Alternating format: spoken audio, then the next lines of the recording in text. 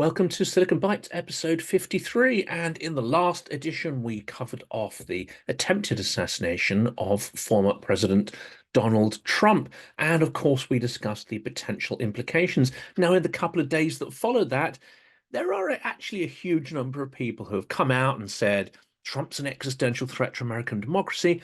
There are many people who have come out and said, no, he isn't. And of course, are ardent supporters of him. But curious to my mind, there's a lot of people in the middle who say, well, I'm not a Trump supporter, or I'm not a Republican, or I'm a Reaganite Republican. But Trump isn't necessarily bad, isn't necessarily bad for Ukraine, at least. And he could take a different policy, etc., despite many of the things he's said, which are clearly detrimental to Ukraine, apart from ignoring the fact that over the last couple of months, he seems to be aligning himself to these bogus or false peace deals that are being proposed, which would be highly detrimental for Ukraine because those proposing them are not putting in there anything about Ukrainian sovereignty, regaining occupied territories, all the people who are in those occupied territories who are effectively hostages of Russian forces. None of this detail is mentioned in any of these peace treaties. One can assume that they are not going to be in Ukraine's interest, and certainly any Ukrainian politician agreeing to them, well, that will be a career-ending move. But anyway, these debates go on, they're highly partisan and create a huge number of divisions, and potentially, that is to Russia's benefit when people are arguing amongst themselves and when there is no alignment at all on these questions. Well, it's only been a couple of days, and I think, certainly in my view and in the view of many people in, say, the NATO community, in many people who are pro-Ukraine, are now looking at the appointment of J.D. Vance as the running mate of Trump as we come into this crucial stage of the election. We're not going to go into all the things he says, because occasionally he says things that are vaguely interesting, but often he says things which are designed to be absolutely inflammatory and divisive. He also seems to change his point of view. If you look at things he was saying a couple of years ago or prior to the 2016 election of Donald Trump, he actually was heavily critical of Trump, but he seems to have done a 360-degree turn, not just on his support for Trump, but on a whole host of different issues. So is this an opportunist who will go any way the wind blows, or at least will go in the direction of wherever power is? Or does he actually have some concrete views, including, one could assume, from what he's said about Ukraine? And that has been almost universally and consistently negative. The selection of Ohio Senator J.D. Vance as Donald Trump's running mate this week has sent ripples of concern around the globe, not least for those who are in Ukraine and rooting for a Ukrainian victory, so says the KYIV Independent. One of the most vocal opponents of US aid to Ukraine, Vance has an extensive back catalogue of statements that may raise eyebrows in Kyiv and smiles in Moscow, potentially smiles in Beijing as well. I think J.D. Vance is the worst possible pick. He has no real moral center and clearly just wants power and fame. Former Republican US Representative Adam Kinzinger is quoted here in the Kyiv Independent saying that he and Trump have to be beaten, said Kinzinger. And here is what Vance has said about Ukraine in his own words. I don't really care what happens to Ukraine, one way or the other. So what does that mean, Vance? You don't care about the violation of sovereign borders? You don't care about imperialism? You don't care about war crimes, genocide? Would you actually care if Russia was to disrupt or even wreck the European economy? Because that might have some knock-on effects on your voters, especially in your state of Ohio, which actually is dependent to the tune of many billions of dollars per year on trade with the European Union. I wonder. In an interview with the former Trump advisor Steve Bannon just 5 days before Russia's full-scale invasion of Ukraine began, Vance pronounced this phrase about not really caring one way or the other what goes on in Ukraine. He went on to downplay the threat from Russia, dismissing the increasingly alarming warnings from the US government that Russia was about to launch a full-scale invasion. And he taps into a fairly classic identity politics, anti-woke kind of rhetoric. We did not serve in the Marine Corps to go and fight Vladimir Putin because he didn't believe in transgender rights, etc., etc. Well, that is not why Ukrainians are fighting, to be quite honest. They're not fighting for minority rights. They're fighting for their existence. They're fighting in order not to be expunged from the face of the earth, to have their language and culture annihilated, and all their possessions destroyed, and their homes stolen, and their women violated and potentially killed. This is a far more existential threat to Ukrainians than just some woke gender politics. But unfortunately, this tone of Vance has not really changed all that much, despite the evidence of extraordinary Russian war crimes and evidence of extraordinary Russian aggressive intent, not just, it has to be said, in Ukraine, but in Europe, with sabotage, planned assassinations, provocations, etc., and of course, growing evidence that Russia's global reach is expanding across sub-Saharan Africa, the Sahel, the Middle East, global South, relations with India, etc., etc.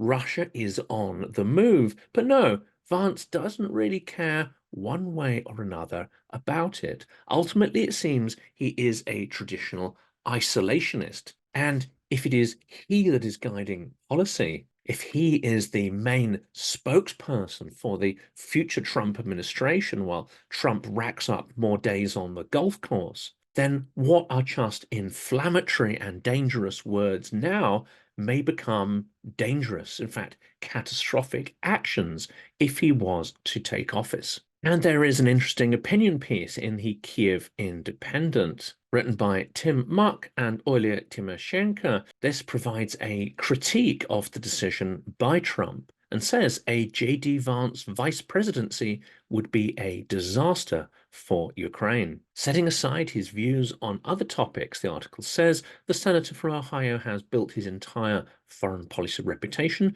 on bashing the country resisting Russian invasion. He opposes military and financial aid to Ukraine. He opposes Ukraine's NATO membership, and he believes the US should negotiate with Russian President Vladimir Putin and that Ukraine should cede territory to Russia in exchange for peace. The challenge with this, and I'm going to be doing a whole separate episode on this, is Russia does not keep its promises. It signs treaties and then violates them. Ukrainians tell us that any peace deal with Russia is only contingent on Russia being able to have a pause, rearm, have another generation come of age so they can be inducted into the military, use more of its oil income, etc., to build back its army, and then they would simply attack again. This is what people in the Baltics tell us. This is what Poles tell us. This is what Ukrainians tell us. And they have had to live with Russia for centuries. Russia, which has been an aggressive and divisive imperial entity, not just since the Bolshevik Revolution in 1917, but for many centuries. We should listen to them when they tell us what the dangers are. As a Senate candidate, Vance highlighted immigration and fentanyl addiction as domestic issues he'd prefer the US to focus on. The invasion itself and many of the atrocities that have since come to light seem to only harden his apathy towards the whole issue of foreign policy, and certainly in this part of the world. His view has since evolved from apathy to outright hostility towards Ukraine. He was one of the leading lawmakers in the Senate opposed to aiding the country's defense and in blocking the aid package, which eventually passed last year. Along with 18 other Republicans, he signed a letter to US President Joe Biden urging him to stop sending aid to Ukraine, stating that they would block all future aid packages. Around the same period, Vance wrote a New York Times op-ed arguing that Ukraine needs more manpower, which is true, although they have it, they just need to get the mobilization process in order, and that is starting to roll out. But he has made the claim that it is hopeless to try and raise it. He's also made the case that the US is physically not able to manufacture enough weapons to turn the tide of the war, and claimed that Taiwan's defense is being weakened because Patriot air defense systems are being sent to Ukraine. He has argued that the US cannot support partners on several different fronts. It cannot support Taiwan in the Far East and Ukraine in Eastern Europe. In fact, he seems to be indicating that support from the entirety of Europe may be withdrawn. Now, there will be people for partisan reasons to say, well, okay, he said all these things, but he doesn't really mean it. People said the same about Trump when he came in. And I watched that in detail. Trump said things, and actually quite often he tried to have them implemented. In fact, some of the stuff he talked about was actually implemented.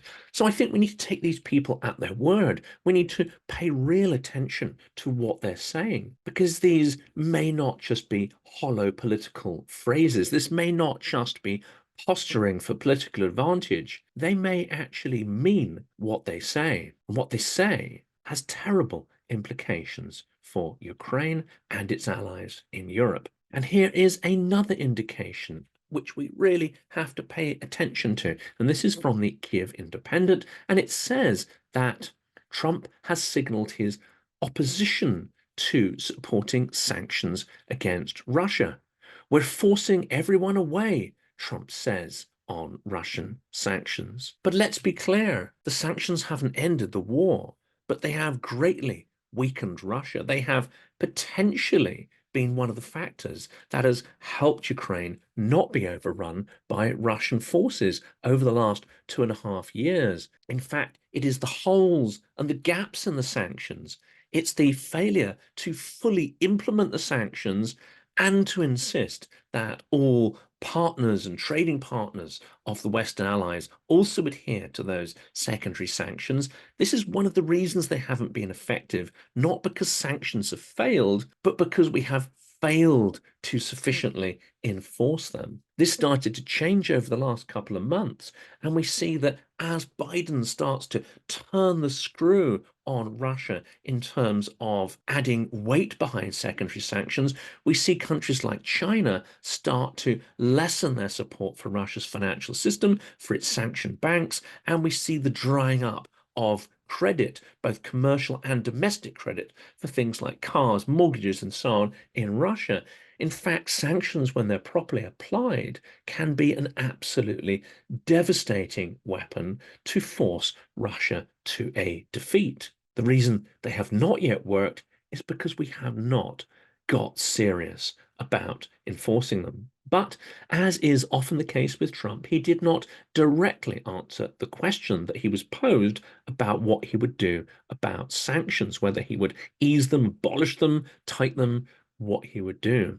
What we're doing with sanctions, he said, is we're forcing everyone away from us. So I don't have love for sanctions. I found them useful with Iran, but I didn't even need sanctions with Iran so much. I told China that, and Russia is in a similar position, he added. His argument here is that the force of his personality, his unpredictable behavior, may have got other countries to comply with what the US wants without sanctions. Well, that would be intensively debated, I think, by people who are on different sides of the partisan divide.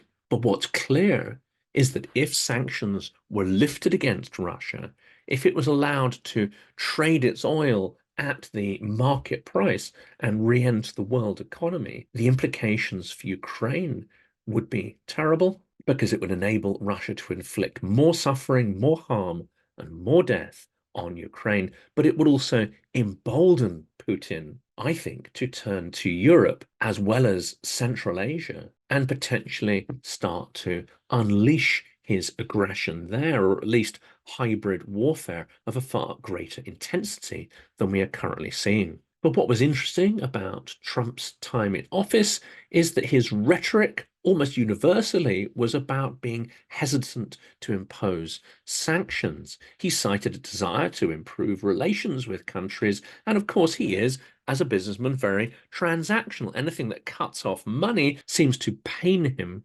personally, but his rhetoric did not always match the actions of the administration, because on his watch, the US introduced dozens of sanctions over that 4-year period.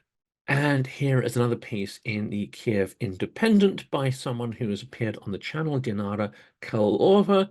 We last talked at the beginning of 2023 about the kidnapped children, the tens of thousands of children who were taken from Ukraine, taken to Russia, and we now know have undergone extraordinary brainwashing conditions.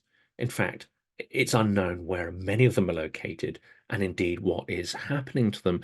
This article is about the huge number of Ukrainian civilians who are stuck in legal limbo. They are in Russian-occupied territory. Many thousands of them indeed have been abducted and are held in controlled prisons. There is no legal tools to bring them back. There is no way to understand who they are, where they are, and how long they've been in this kind of prison confinement. There's no way to tell if they've been tortured, etc. Although prisoners of war returning have endless stories of torture, it seems that actually no one who is in Russian confinement actually escapes without some form of torture. Starvation is another tool that is being used. But the Ukrainian civilians are in an even more terrible limbo because there is no real format to be able to negotiate their release. And there seems to be next to no activity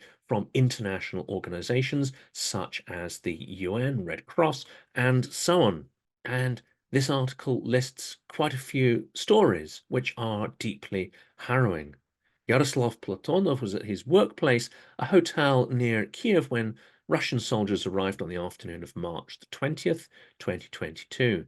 They kidnapped the 24-year-old and 2 other hotel workers, blindfolding and handcuffing them before driving them away in a tank. He and other employees had been collecting humanitarian aid for locals during the first weeks of the full-scale invasion.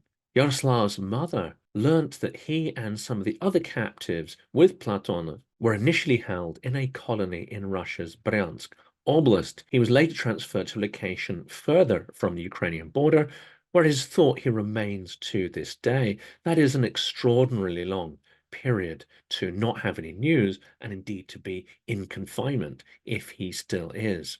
But he's just one of thousands of Ukrainian civilians who have been illegally abducted by Russia since 2014 as part of its illegal invasion of Ukraine.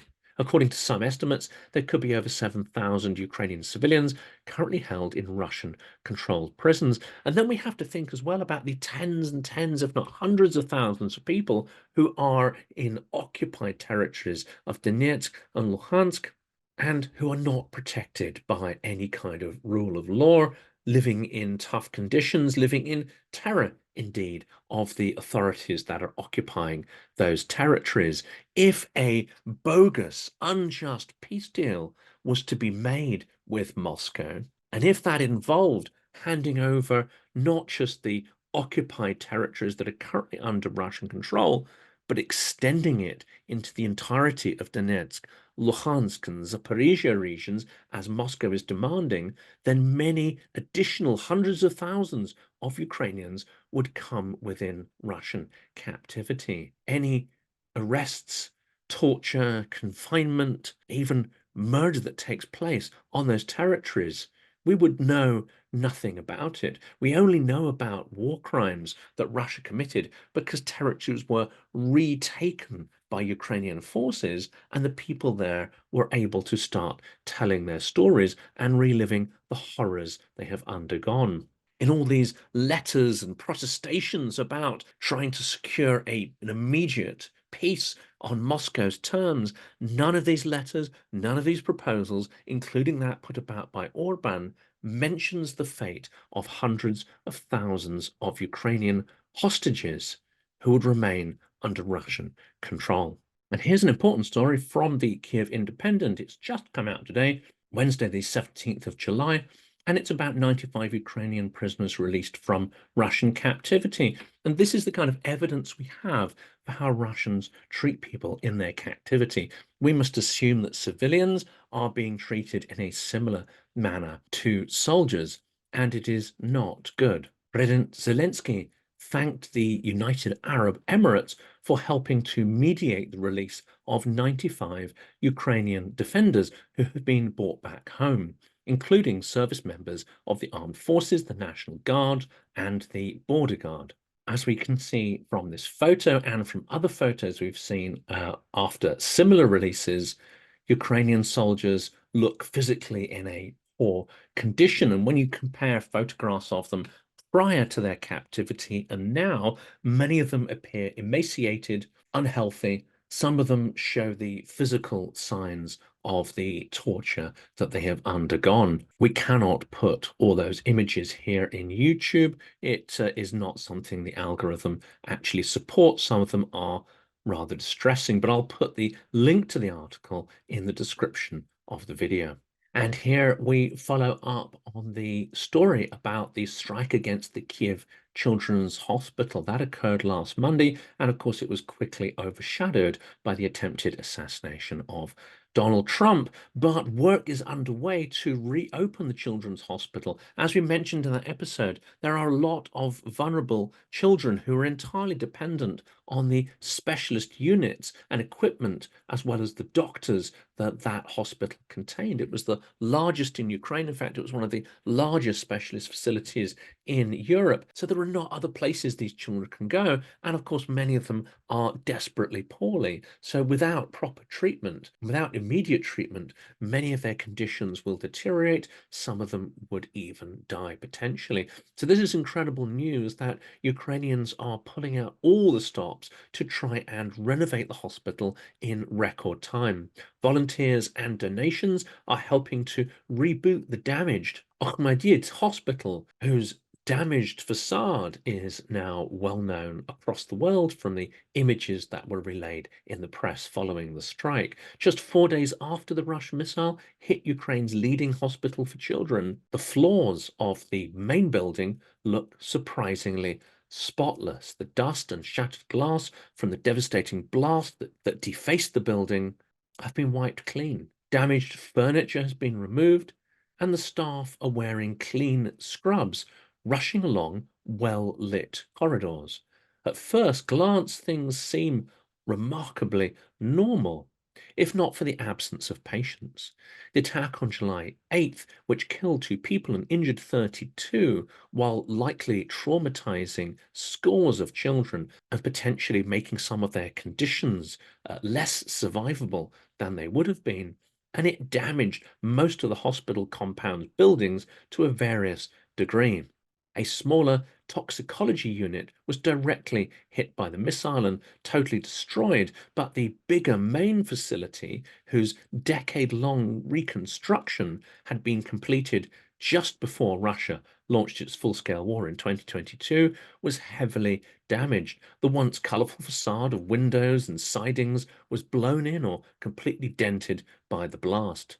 This attack was Russia's latest in its genocidal war against Ukraine and demonstrates that Ukrainians continue to unite and resist in the face of brutality. For all those arguing about defunding Ukraine, they are essentially arguing Ukraine is not worth it. I would say this article shows exactly why Ukraine is worth it. The extraordinary resilience, the power of Ukrainian civil society, and the thousands of individuals who have now contributed millions of euros in only a couple of days for the reconstruction and renovation of this hospital. It tells you why Ukraine deserves to survive, why Ukrainians are deserving of our support. They have a spirit and a capacity for organization and social cohesion, which we should admire, and which, in the current circumstances, we could even learn something from. And here's another reason why we should support Ukraine, because its struggle is not hopeless. Ukraine has the power to score significant victories against Russia, and every victory against Russia on the territory of Ukraine prevents other future wars from being launched by Russia on its neighbors. And here is a classic story which barely gets a mention in the mainstream media, and that is about Russia's withdrawal of its last patrol boat from occupied Crimea. The last patrol ship of Russia's Black Sea Fleet left occupied Crimea on July 15th. Dmytro Plityentchuk, a spokesman for the Ukrainian Navy, confirmed to the KYIV Independent. "Remember this day," he said. "The last patrol ship of Russia's Black Sea Fleet is now leaving our Crimea."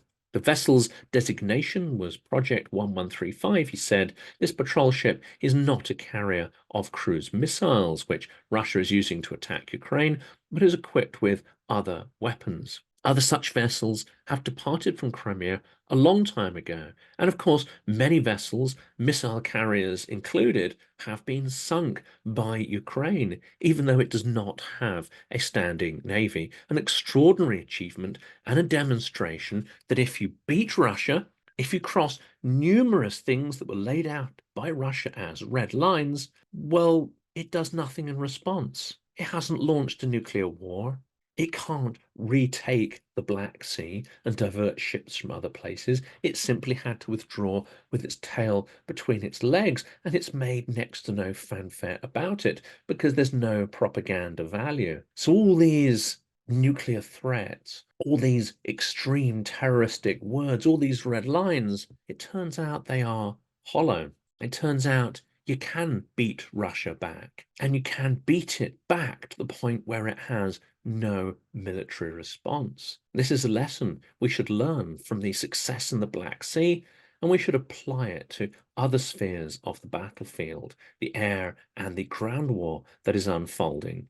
And we should remember that what Russia does when it feels it has impunity, what Russia does when there is no pushback against its actions, can be truly terrible. This is the 10th anniversary of the destruction of the MH17 by Russian insurgent forces on the territory of Ukraine, using apparently a Buk missile system which had crossed over from the territory of Russia the day before it was used to shoot down the Malaysian Airlines flight MH17 when it flew over war-torn eastern Ukraine on July 17th. All 298 people on board that aircraft were killed, including 80 children. International investigators have spent many years and millions of euros in an extraordinary investigation that revealed the plane was shot down by a Russian-made Buk surface-to-air missile over eastern Ukraine, where a conflict had been ignited by Moscow-backed separatists, many of whom actually were ethnically Russian rather than Ukrainian, and the state of Ukraine. In November 2022, a Dutch-led court convicted 2 Russians and Ukrainian in absentia over the downing of MH17. But 10 years since the tragedy, the relatives of those who lost their lives are still seeking answers. In fact, they are still fighting for justice, and some exact details may never be known. Why did they fire the missile? What did they think they were going to hit? Well, they probably thought they were firing at a Ukrainian military air transport or fighter. That's the most likely explanation. Why did they fire that missile? Why did they use that system in that way? Well, the likelihood is that it was rushed in and given to people without the requisite training in identifying targets. Who gave the orders? What was the structure of command? There are many things that are not yet known, but there are strong indicators that Russian President personally approved the supply of that missile system, which arrived on the territory of Ukraine only the day before the plane was shot down.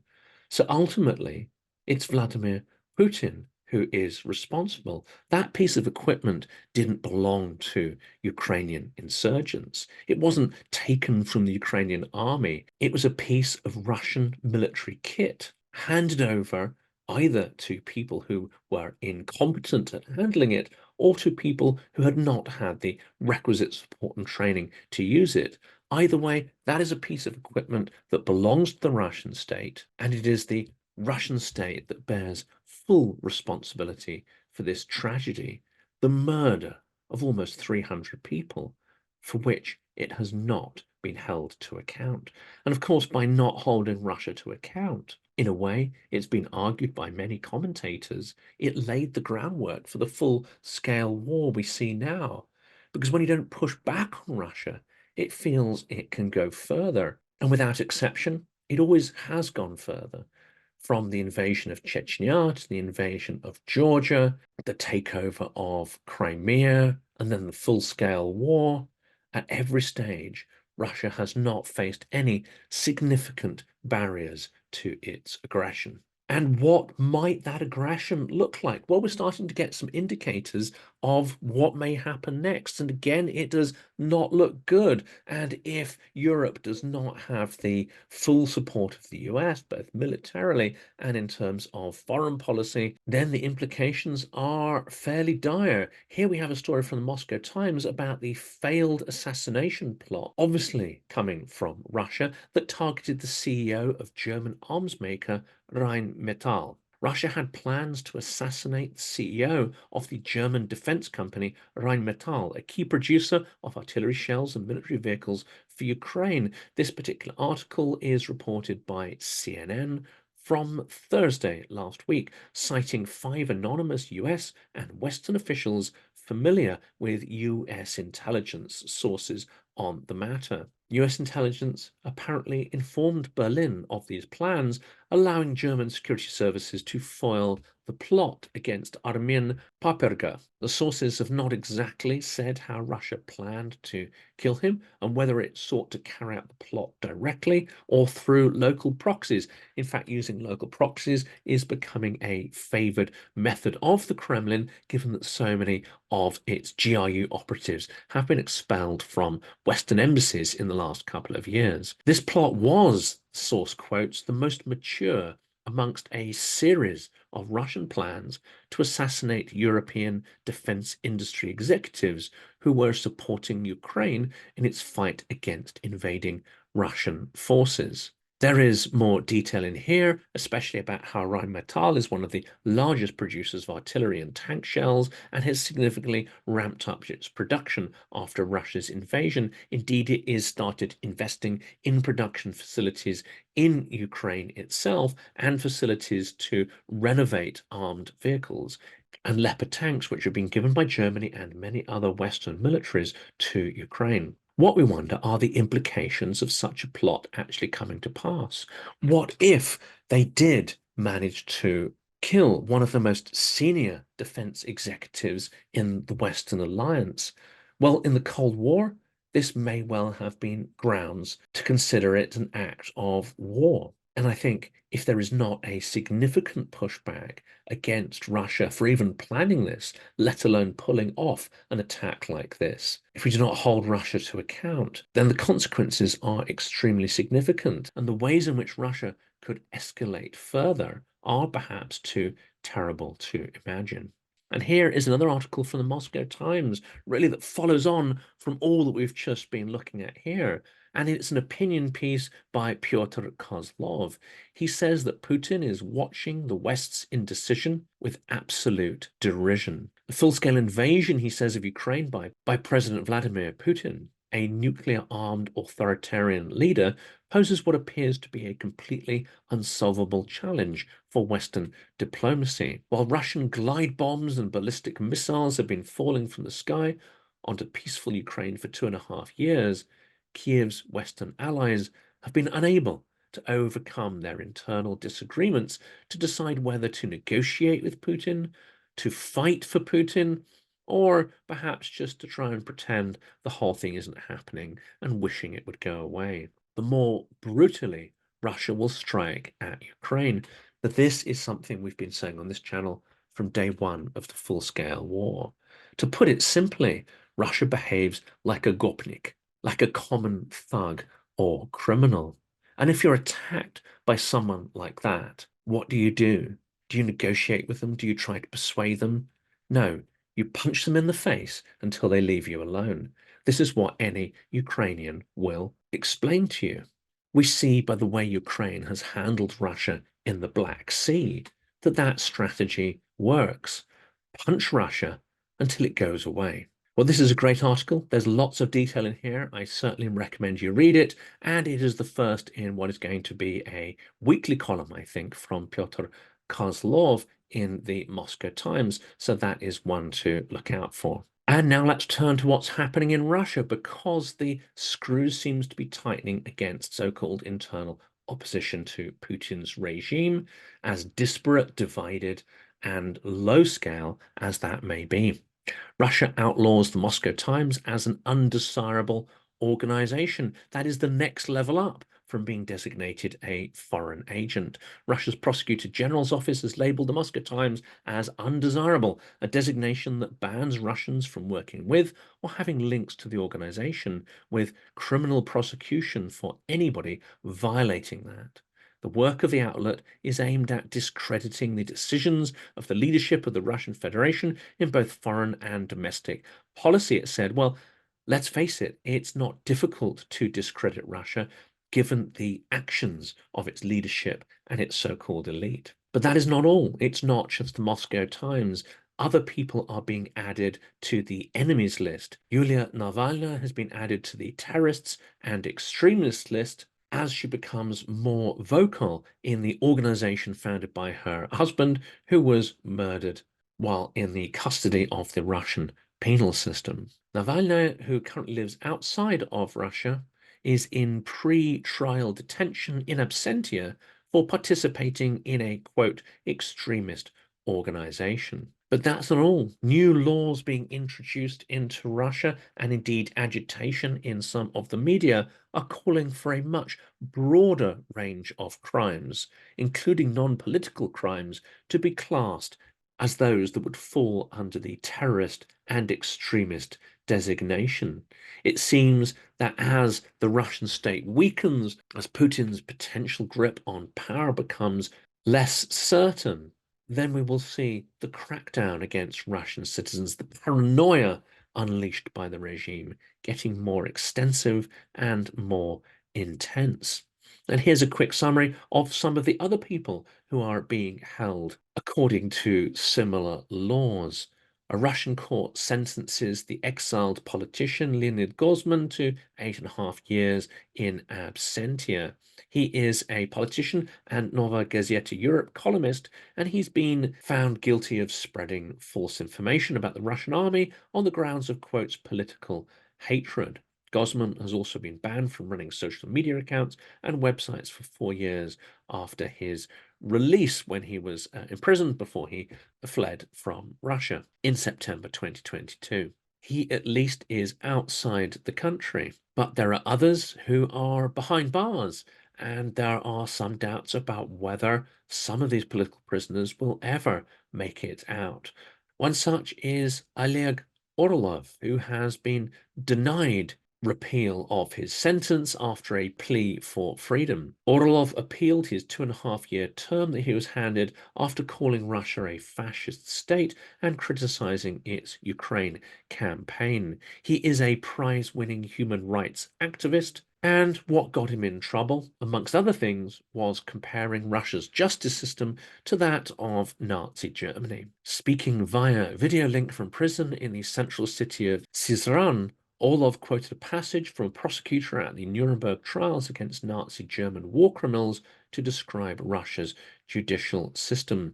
They distorted, perverted, and in the end achieved the total destruction of justice and law. They made the judicial system an integral part of their dictatorship, he said. These same words could be repeated by any Russian political prisoner now, he said.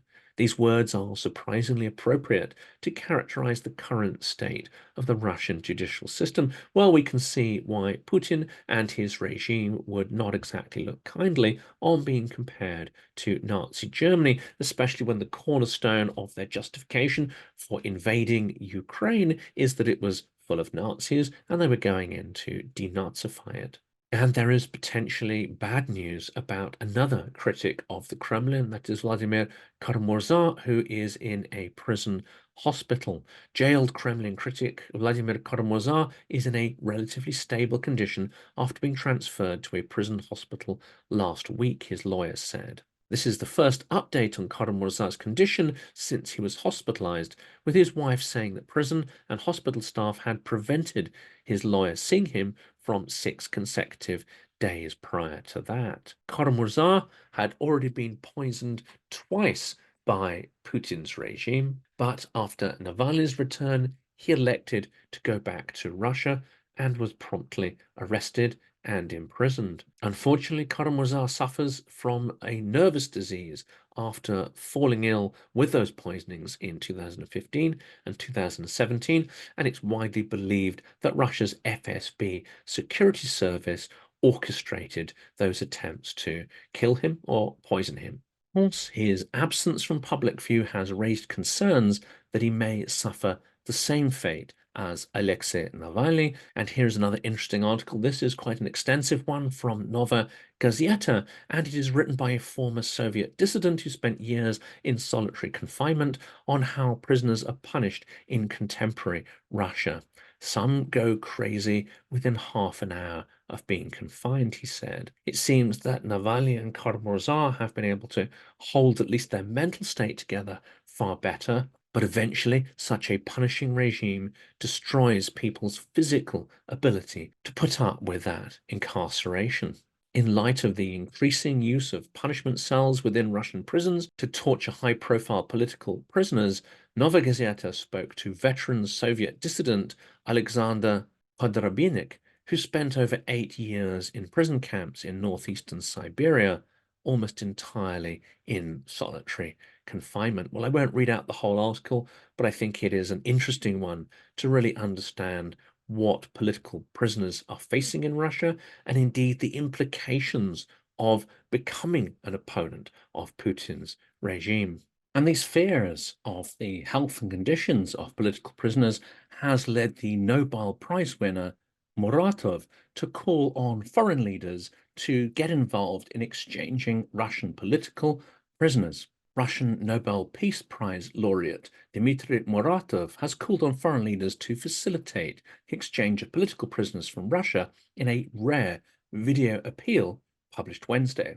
Let's start exchanging civilians imprisoned on politically motivated charges, he says. Many of them simply won't survive in prison, Muratov said in a 20-minute-long YouTube clip. Let's exchange Russian political prisoners for supporters of Ruski Mir held in Ukrainian prisons.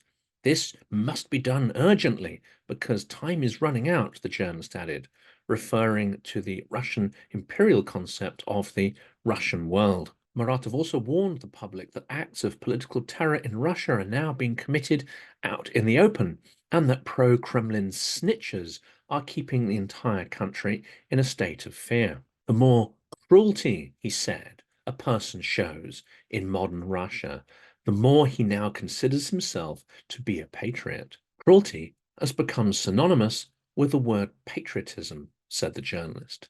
Muratov is the co-founder also of Russia's top independent newspaper Novaya Gazeta, has shared the Nobel Peace Prize, but still resides in Russia. Novaya Gazeta is now published outside the country, is not distributed in Russia, certainly in paper form, and one wonders if Muratov himself is taking a risk here of potential imprisonment, or whether his status as a Nobel laureate gives him some immunity. Well, only time will tell.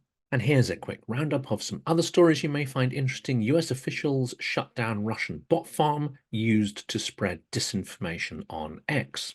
The US Department of Justice, DOJ, and the FBI have shut down a covert Russian bot farm that has spread across social media. According to the DOJ, state-controlled Russian broadcaster RT and the Federal Security Service, FSB, developed a bot farm on X That created fake accounts to disseminate misinformation and sow discord in the US and elsewhere. In a joint effort with the FBI alongside Canadian and Dutch intelligence agencies, the DOJ seized 2 domain names and 968 accounts on X. Now, this is an interesting story because we've been arguing for some time that the new owner of X has not only really not taken seriously the fight against disinformation on X, one could say that his acts in firing huge numbers of people who used to work on content validation and looking at instances of disinformation, it has been argued by numerous experts that actually the problem of the spread of disinformation on X has grown exponentially since Elon Musk took it over. And we've just got 2 more stories to cover off. Here's an interesting poll run by the Levada Center that says that more Russians favor peace talks with Ukraine than ever, but this, as ever, is a nuanced position. When they're asked about peace, a high figure of 58% of people said they would favor talks that would lead to a potential peace deal.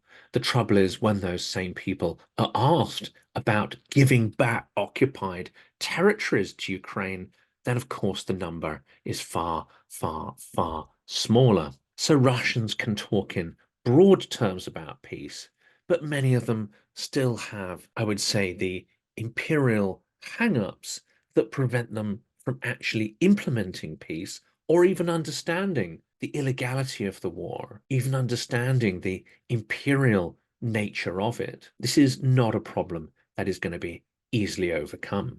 And the last story we're covering today, there are 2 links to this story because it's quite an interesting one, and that is about so-called Europe's last dictator. Well, this really depends on whether you think Russia is in Europe and whether you think Putin is a dictator. He may be the current last dictator, but it's unlikely he'll be the last one in history. Alexander Lukashenko's 30 years in power have been a tragedy for the Belarusian people, but also a stroke of luck for Vladimir Putin, writes the article. Alexander Lukashenko and Vladimir Putin were on different tracks at the start of their dictatorial careers, says the article. You could even go so far as to say they were traveling in different directions at different speeds, yet they soon found themselves in the same lane. But it's Lukashenko's hit a milestone today, having been in power for exactly 30 years. The second round of the first and so far only